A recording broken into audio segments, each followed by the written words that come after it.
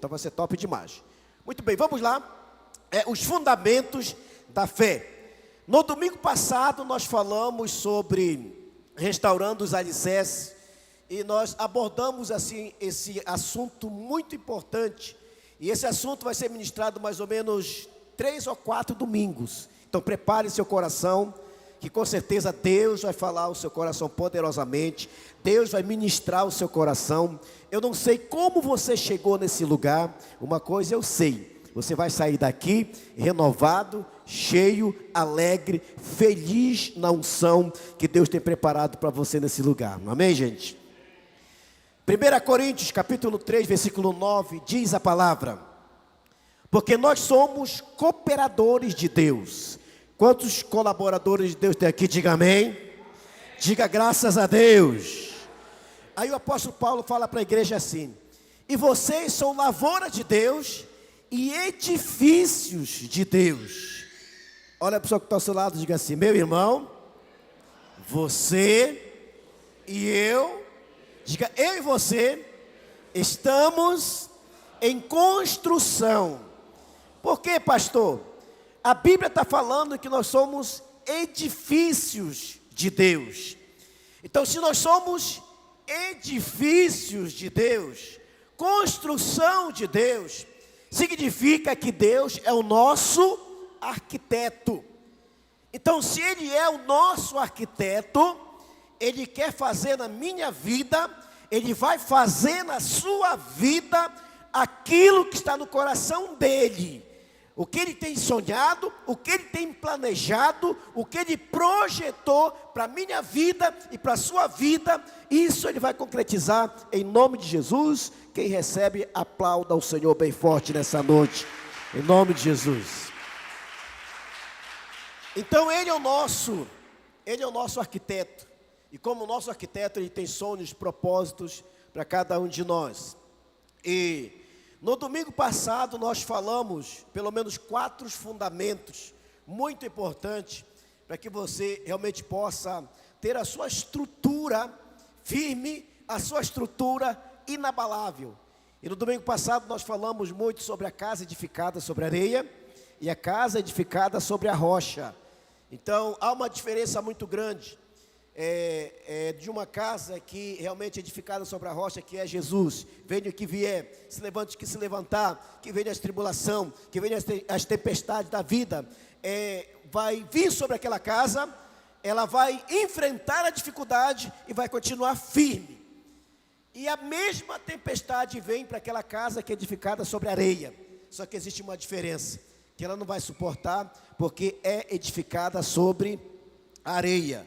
Porque não tem estrutura, não tem alicerce, o alicerce dela não é profunda para aguentar os impactos da vida, em nome de Jesus. Deixa eu só falar com o pessoal da mídia ali, rapidão. Não esquece de colocar o meu cronômetro no telão lá, que está aparecendo só a hora, beleza? Muito bem. Então nós falamos nessa sequência de mensagem, sobre um ponto na mensagem de domingo, um dos alicerces que ele vai puxar para o segundo ponto da mensagem de hoje, que nós falamos muito sobre o arrependimento das obras mortas. O arrependimento das obras mortas. Então, já abordamos sobre isso, o arrependimento das obras mortas. Por que, pastor, o arrependimento? O segundo ponto fala do segundo fundamento importante na vida do cristão, que é a fé. Diga assim comigo: sem fé é impossível agradar a Deus. Então a fé na vida do cristão é um componente sobrenatural. Atos capítulo 20, no versículo 21, diz a palavra: testificando tanto aos judeus como a gregos. O que Paulo estava testificando aqui? Diga comigo: arrependimento. O arrependimento. Então, antes da fé, antes da minha fé ser provada, antes da minha fé ser colocada em ação, tem que ter o arrependimento. Então, a porta que vai abrir o sobrenatural, a porta que vai abrir o invisível de Deus na minha vida, é o arrependimento. Você pode ver a vida de uma pessoa a vida de um cristão que ela não tem dificuldade de se aquebrantar, de pedir perdão, de se arrepender quando falha, de se arrepender quando pisa na bola, de reconhecer o seu comportamento ou se ela falhou em alguma área. Então, quando ela é abordada, ela ouve a pessoa que está se queixando e no final ela já sabe o que vai dizer. No final, ela já sabe o que ela vai responder para aquela pessoa. E quando ela entende o sobrenatural, sabe o que ela vai dizer? Me perdoe, eu falhei com você. Eu estou arrependido do meu comportamento. Eu estou arrependido do que eu falei. Talvez eu falei da forma, o que eu falei estava certo, mas eu falei da forma errada. Então me perdoe. Então, quando a pessoa ela tem esse comportamento, ela está abrindo a porta para o sobrenatural, para o invisível de Deus, que é a fé. Nós vamos ver isso mais lá na frente. Então, o autor de Atos, ele fala assim, olha, testificando tanto a judeus como a grego, o arrependimento para com Deus e a fé. Primeiro vem o quê? Diga comigo, arrependimento. Diga, arrependimento. Em seguida vem a fé. A fé em quem? Em nosso Senhor Salvador Jesus Cristo de Nazaré. Diga comigo, Deus é bom demais. A Bíblia define a fé como que a Bíblia define a fé? O que é a fé na ótica ou na luz da Bíblia? Em Hebreus capítulo 11, Hebreus 11, no versículo 1, ela dá a definição da fé. Fala o seguinte, na linguagem de hoje, Hebreus 11, 1 fala assim: a fé é a certeza que vamos receber as coisas que esperamos. Quantos estão esperando o milagre do Senhor aqui? 1, 2, 3, 4. Daqui a pouco você vai entender o porquê da imposição das mãos. O quanto a gente perde por não impor a nossa mão, por não levantar as nossas mãos. Então, a fé, olha só, a luz da Bíblia é a certeza que nós vamos receber as coisas que esperamos. Então veja bem, se você tem causa na justiça, se você por enquanto está morando alugado, se você está correndo atrás de um emprego, deixou o teu currículo em várias empresas, e você tem sido fiel com Deus, então com certeza você veio para esse culto com uma expectativa em teu coração. Domingo é o dia do Senhor, eu vou para a igreja, eu vou adorar ao Senhor, eu vou celebrar ao Senhor, eu vou me derramar na presença do Senhor, eu vou receber a oração, eu vou ser ministrado pela palavra, porque eu sei que esse telefone vai tocar, e a causa na justiça vai ser resolvida, o meu milagre vai acontecer, eu já vejo a minha casa própria chegando, o meu carro chegando, a minha cura chegando, o meu milagre chegando, em nome de Jesus. Quem crê, diga amém. Você está colocando a fé em ação, você está cantando, você está falando o seu milagre antes que ele aconteça. Isso é fé. Ah, pastor, mas eu sou daqueles que tenho que ver para crer. Então aguenta um pouco aí, que Deus tem um recado para você, que tem esse pensamento lá na frente. Como que a Bíblia define a fé? A fé, ela dá segurança que as coisas prometidas no futuro são verdade. Olha para o pessoal que está ao seu lado, faça assim para ele, ó. Uau! Amém? A fé, ela dá certeza, a segurança que as promessas do futuro são verdade e que as coisas invisíveis são real. Aleluia! É por isso que eu estou falando e eu vou continuar falando e eu vou falar por toda a vida que nós vamos chegar a 100 mil discípulos da cidade, em nome de Jesus. Eu já estou vendo o som, eu já sonhei com um culto com a voz de 100 mil discípulos. Sabe qual é o som? É o som de muitas águas. É o som de muitas águas. Eu já vi no mundo espiritual, eu já vi o futuro, eu já vi na fé. Como é que vai ser? Qual é a importância da fé na vida do cristão? A fé na vida do cristão, ela não é necessária só para você receber o milagre, só para você receber o emprego, só para você receber a libertação do marido, do filho, da filha e de toda a família. Ela tem algo além. A importância da fé na vida do cristão, a fé é necessária para a salvação. A salvação em Cristo Jesus. Quer uma base para isso? Efésios capítulo 2, no versículo 8, diz a palavra: porque pela graça sois, mediante a fé. Mediante a fé. Porque pela graça sois salvos mediante a fé. Isso não vem de vós, é um dom de Deus.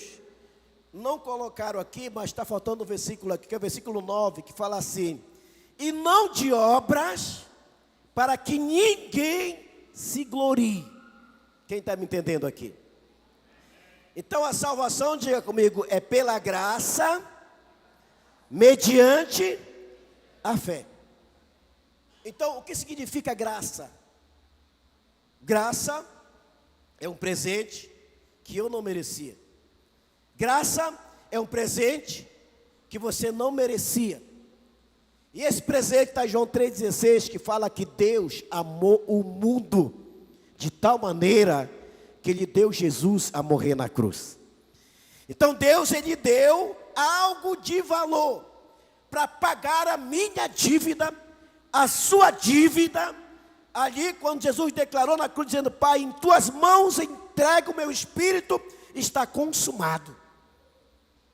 E quando Ele olhou para a multidão que estavam crucificando, que era aqueles que estavam aplaudindo, que era aqueles que estavam gritando: Hosana, Hosana, bendito que veio o nome do Senhor, e agora estava ali em uma só incredulidade, em um só coro, dizendo: crucificam, crucificam, crucificam. E Jesus decidiu liberar graça na vida deles, falando: Pai, perdoa, eles não sabem o que estão fazendo, eles não sabem.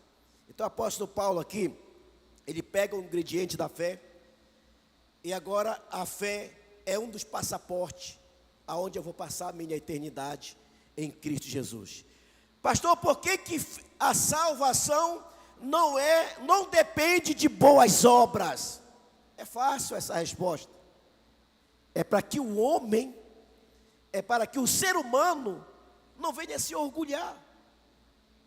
E isso me leva para um texto aonde Jesus está num certo lugar com seus discípulos, e ali chega um jovem, a Bíblia não fala o nome desse jovem, o jovem rico. Aí ele chama Jesus para o debate. Eu imagino eu que só pensou assim: rapaz, eu quero ver se esse cara é bom de Bíblia, eu quero ver se ele realmente é filho de Deus, vou fazer um drive com ele, vou fazer um test drive com ele, eu quero ver se realmente ele entende, se ele tem o dom da revelação, se ele tem um mistério na vida dele.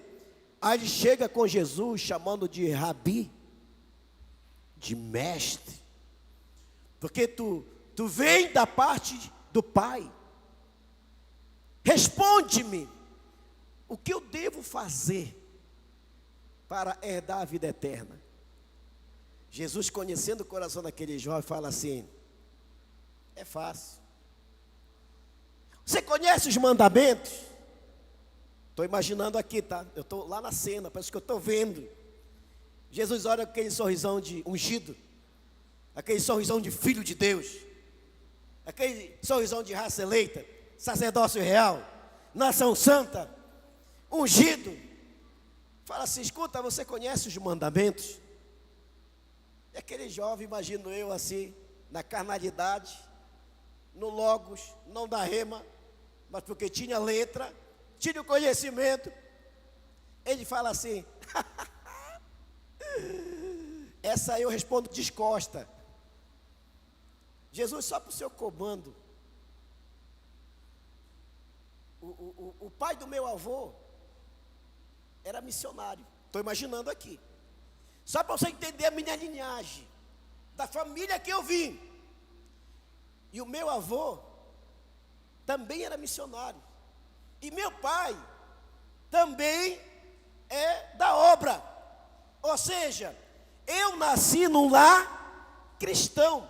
Isso aí eu tenho observado desde a minha meninice, da minha adolescência, da minha juventude. Eu sei isso de cor e salteado. Em outras palavras, de quem respondeu o que para Jesus? Eu nasci num berço de ouro evangélico. Se Jesus fosse mais duro com ele, sabe o que podia falar? E por que tu tem dúvida da tua salvação? E por que você pagou um preço para chegar até aqui, para perguntar o que você tem que fazer para ser salvo? Por quê? Mas Jesus foi na mansidão, com muito amor e carinho. Ele fala assim: beleza. Então, você vai fazer o seguinte. Olha aqui para mim, camarada. Você vai fazer o seguinte. Você é rico. Você é um empresário poderoso. Você é conhecido na cidade. Você vai voltar. Você vai pegar todas as suas empresas, todas as fazendas que você tem, todos os bens que você tem. Você vai vender e vai dar aos pobres. Aí você volta e segue-me. A Bíblia diz que esse jovem ficou super feliz da vida. Amém? Não, amém. Ele ficou triste. Ele ficou arrasado. Ele saiu decepcionado. Deus, como? Que tipo de pastor é esse? Que tipo de missionário é esse que manda eu acabar com tudo que eu tenho e dar aos pobres? Ele não tem noção quantas empresas eu tenho, os bens que eu tenho. Mas por que Jesus falou isso para esse jovem? Porque a dúvida da salvação. Eu ouso a falar aqui, sem medo de ser feliz, que era um jovem religioso, era um empresário, como tem muitos no século 21. Chega no final do ano, vai lá nas empresas, enche um caminhão de brinquedo e sai para os bairros humildes, abençoando, dando, como é o nome daquele pão? Chocotão, é? Panetone, que mais? Carrinho, boneca, sacolão, faz uma vez no ano. E essa fala aí fora é teu nome, é caridade, estou fazendo a caridade aos necessitados. E com isso, com esse coração generoso, eu estou garantindo a minha salvação no céu. Só que a Bíblia, ela não condena a caridade. Ela não aprova que quem está fazendo isso está garantindo a sua salvação no céu. A caridade, a generosidade, ela faz parte do DNA cristão. Quem me entendeu, diga amém. A minha missão como filho de Deus, eu tenho que ser generoso. A generosidade na vida do cristão, ela não é opcional. Mas pastor, eu não tenho. Como que eu vou dar? Sabe por que você não tem? Porque você não dá. Mas você não conhece a minha situação. Eu não conheço a sua situação, mas eu conheço o Deus que eu sirvo. Ele é o leão da tribo de Judá. Ele é o Deus do impossível. Ele é o Deus que traz o milagre à existência, do milagre que você está precisando. Então, quando o apóstolo Paulo assim fala, pela graça eu salvo mediante a fé. Mediante a fé em Cristo Jesus. Então, a importância da fé na vida do cristão é para ele entender e compreender como que funciona as coisas no mundo espiritual nesse planeta. Aí, por falta dessa revelação, por falta desse entendimento, muitos começam bem, vem a primeira avalanche, supera, a segunda, supera, a terceira, cai por terra. Por quê? A fé, ela foi perdendo o vigor. A fé, ela foi perdendo a essência. Você lembra quando você era novo convertido?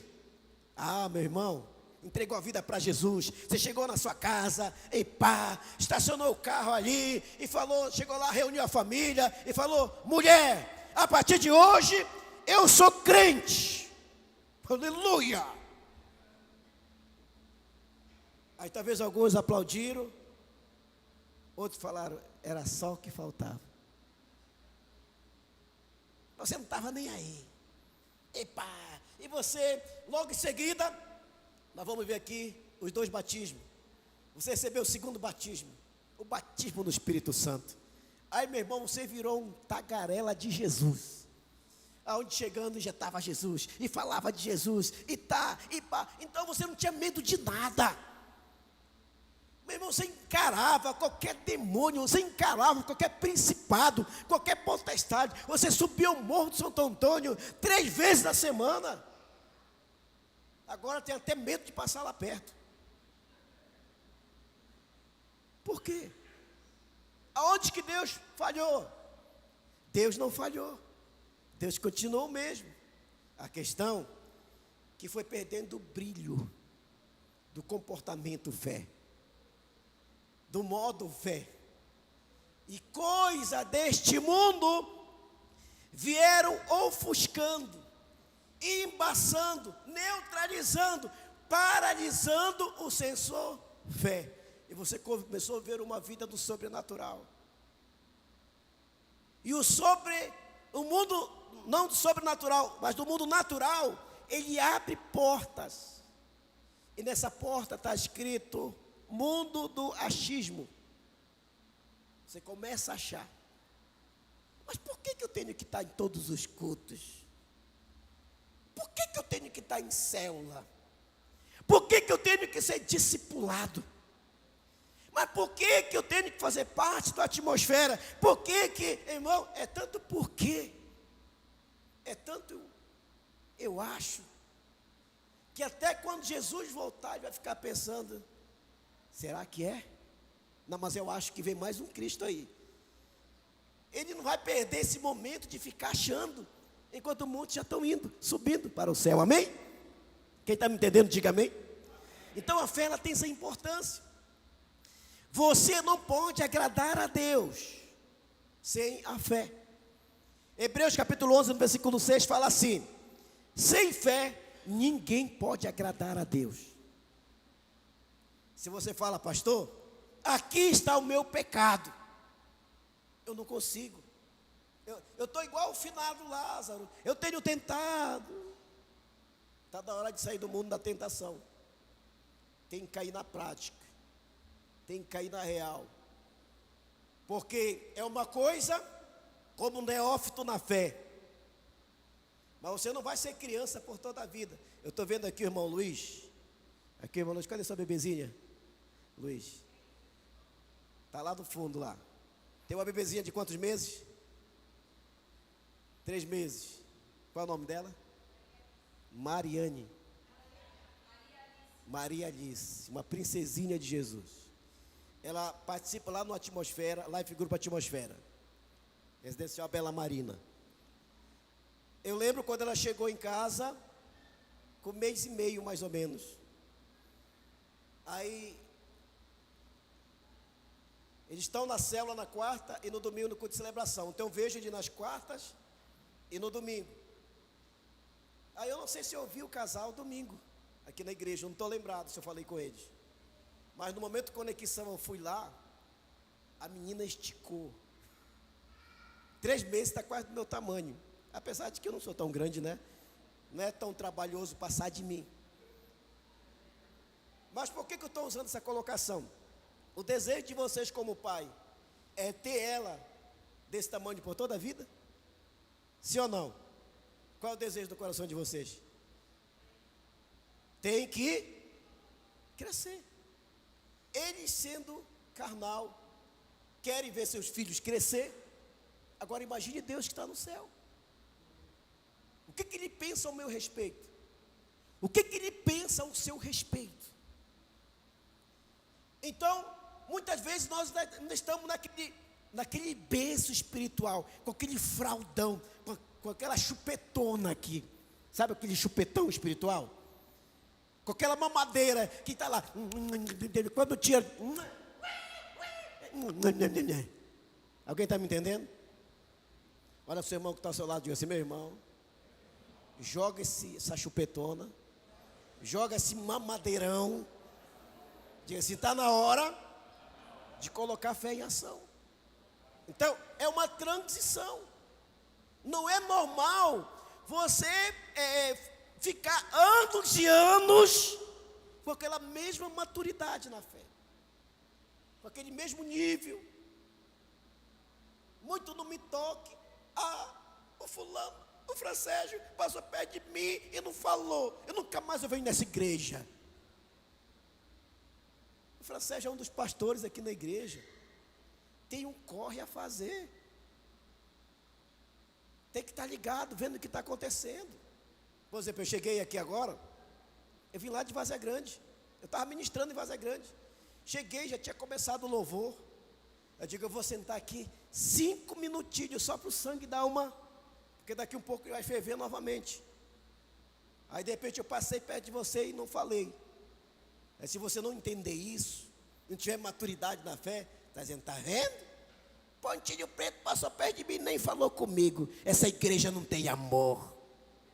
Alguém está me entendendo aqui, gente? Ou eu estou falando grego? Então nós precisamos entender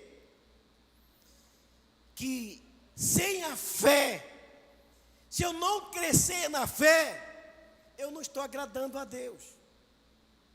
Então o autor de Hebreus, que ninguém sabe quem é, de falar assim: sem fé, ninguém pode agradar a Deus.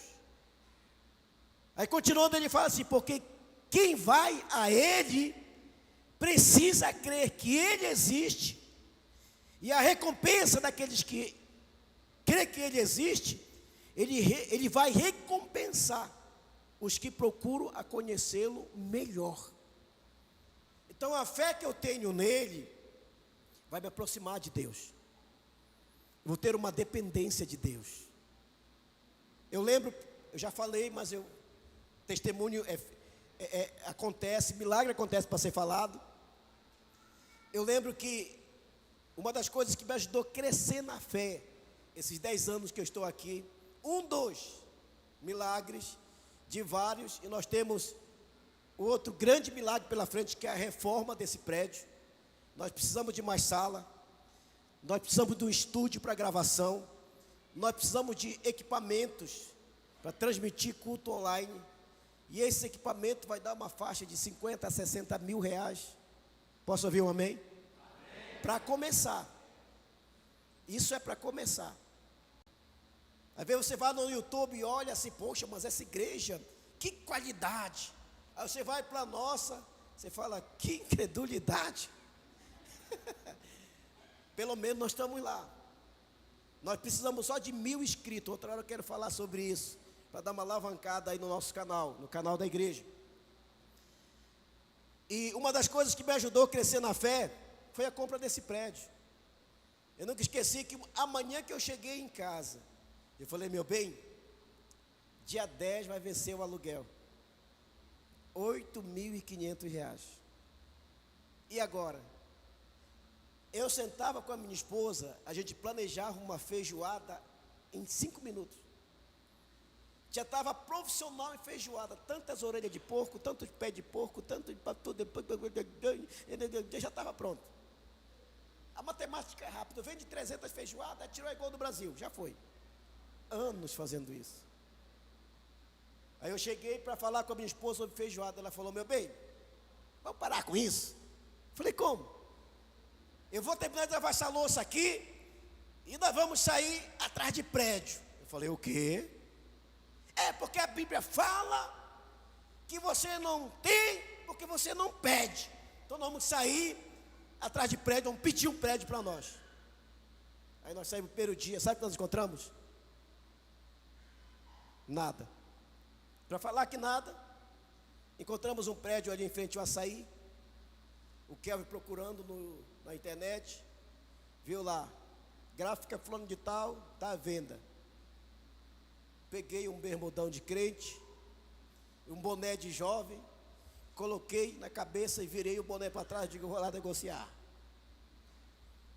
Cheguei lá veio o dono do prédio falar comigo, eu falei assim, eu estava pesquisando na internet e vi que vocês estão vendendo o prédio. Ele falou, sim.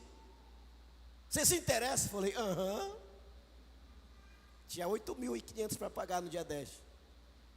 Não tinha nada em caixa. Aí falou, entra aí. Mas para quem é? Para você? Eu falei, não, eu sou só um mensageiro. O meu patrão, ele é muito rico, que é Deus, né? Ele é muito rico, isso aqui para ele é fichinha. Aí o homem ficou animado. Aí ele me mostrou. Quando eu entrei no salão, era um quarteirão. Aí ele foi me mostrando, ó, aqui, tal, e pá, todo feliz. Aí eu falei, tá bom, mas quanto que é o valor? Aí ele falou, olha, eu estou meio apurado agora, à vista eu pego 8,5 milhões. Eu falei, uau, qualquer coisa eu lhe procuro.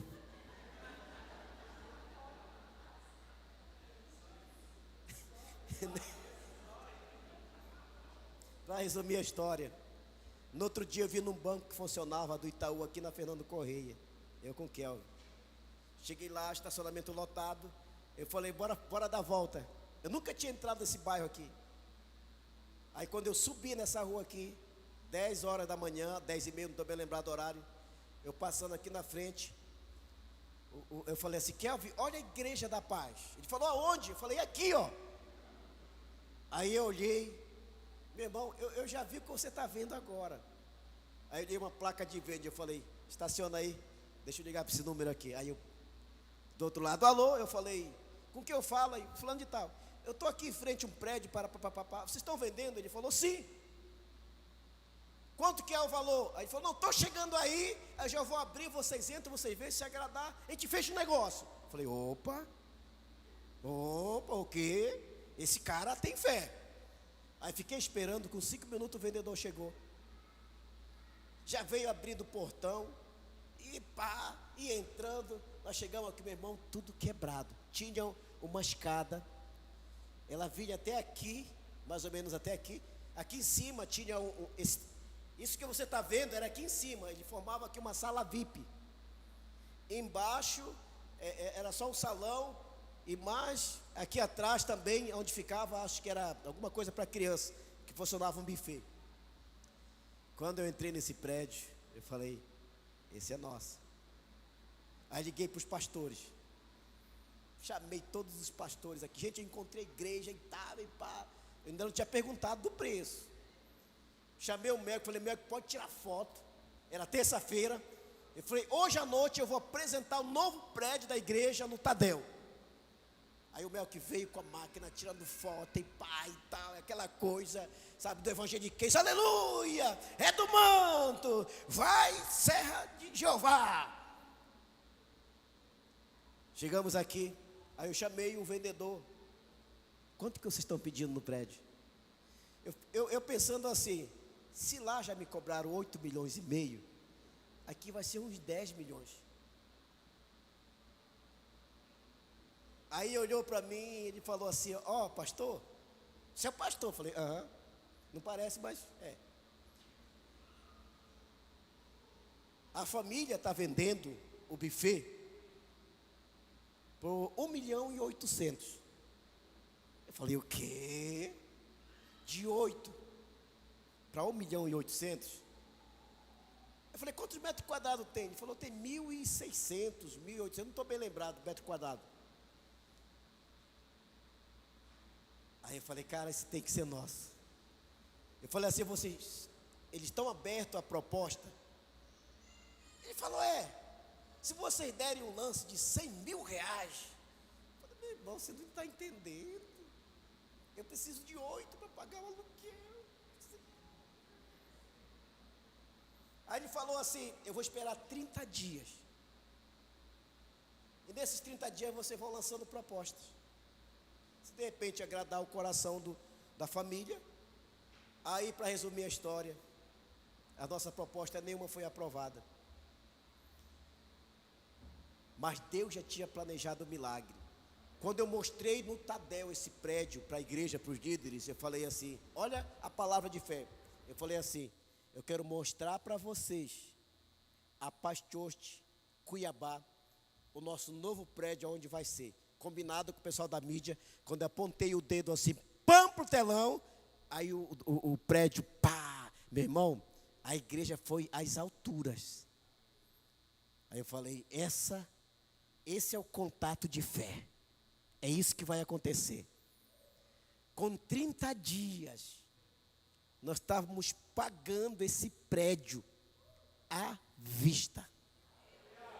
À vista. À vista. À vista. Pode aplaudir ao Senhor. Porque sem fé é impossível agradar a Deus. Você não pode agradar a Deus se não tiver fé. E também nós falamos sobre os batismos, mas não vai dar tempo de falar hoje, né? Nós vamos parar aqui na fé. Eu quero, no próximo domingo, falar com o pessoal da mídia, vamos continuar desse ponto aqui para frente, que é sobre o batismo nas águas e o batismo no Espírito Santo. Fica sobre os seus pés agora, em nome de Jesus. Você não pode agradar a Deus sem a fé. Então, uma das coisas que vai alicerçar a minha fé é quando eu acredito no Deus que eu sirvo. É quando eu acredito no Deus que eu sirvo, eu vou me aproximar mais e mais dele. Aí já está puxando um pouco para o secreto. A minha vida de intimidade com o Pai.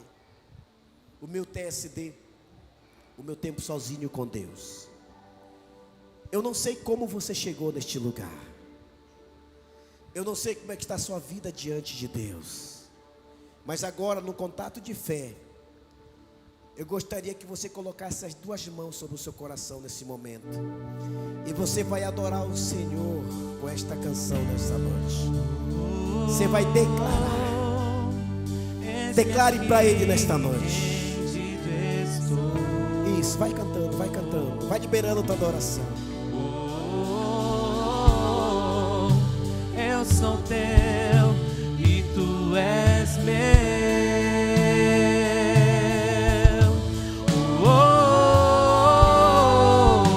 Eis-me aqui, rendido estou. Declare. Eu sou teu e tu és meu. Libera essa adoração e diga a Jesus nessa noite.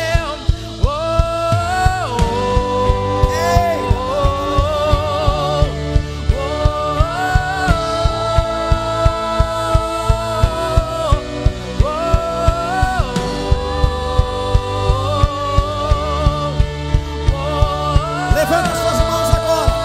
Levanta suas mãos em nome de Jesus e diga: minha vida dou a ti, Senhor, rendido a ti estou, e pra sempre cantarei.